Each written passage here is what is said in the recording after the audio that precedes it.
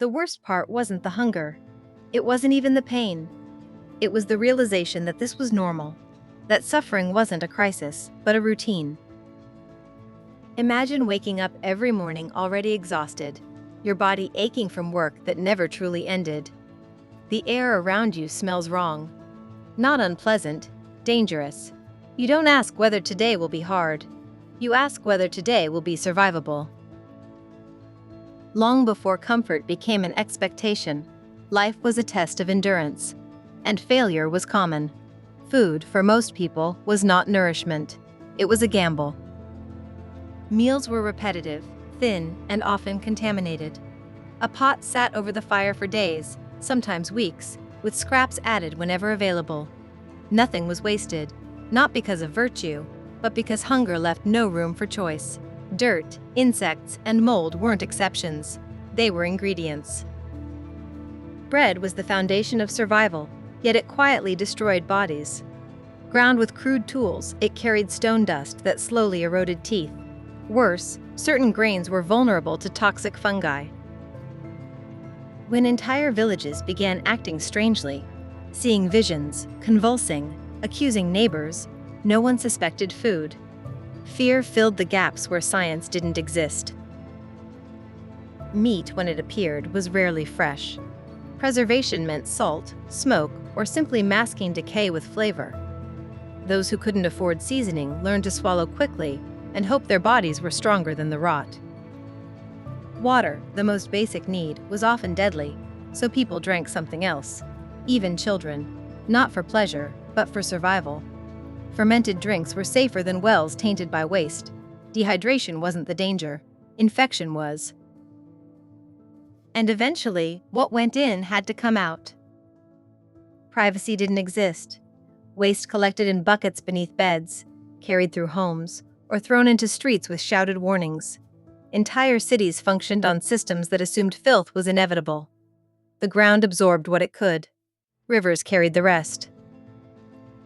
Those tasked with cleaning this world worked at night, isolated by smell and stigma. Their pay was higher than most, not as reward, but compensation for a life spent knee-deep in what others refused to acknowledge. Disease thrived here. It didn't need to spread quickly. It waited patiently. Without understanding bacteria or infection, illness was interpreted as imbalance or punishment. Treatments weakened the already frail. Blood was drained to cure fever. Parasites were applied to restore health. Substances now labeled poison were prescribed as medicine. Survival wasn't expected. It was exceptional. Children died often. So often that grief became muted, not because parents cared less, but because caring deeply every time would destroy them. Those who reached adulthood carried bodies worn down far too early. Pain wasn't managed, it was endured. Justice offered no relief. Rules shifted from place to place, known only after they were broken. Guilt was assumed. Innocence had to be proven, often through suffering. Pain became evidence.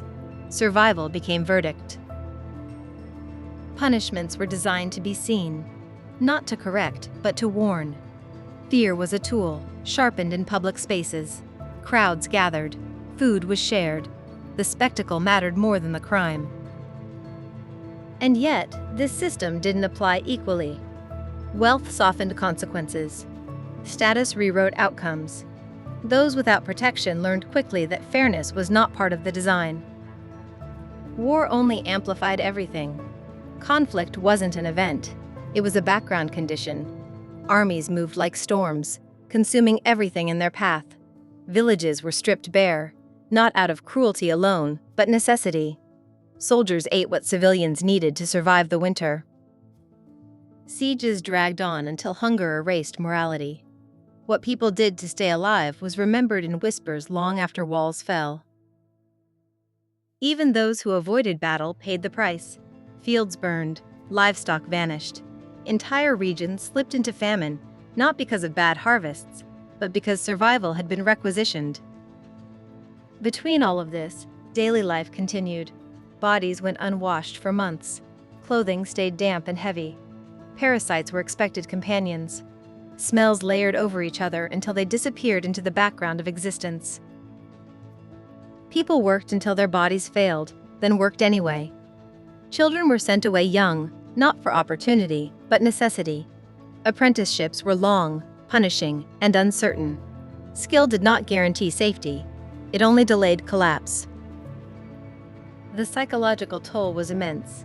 When life offers no stability, the mind searches for explanations. Superstition filled the silence left by ignorance. Natural events became warnings. Illness became judgment. Fear became logic. Control was rare. Obedience was survival. What's often overlooked is not how brutal this world was, but how adaptable humans became within it. People laughed, loved, celebrated, not because life was gentle, but because without moments of meaning, it was unbearable. They weren't weak. They were hardened by necessity. And yet, the question remains, if stripped of modern protections, medicine, sanitation, rights, knowledge, would resilience alone be enough? Or has comfort changed us so completely that survival itself has become unfamiliar? Because the past wasn't romantic, it was relentless. And if you were dropped into it tomorrow, how long do you think you'd last?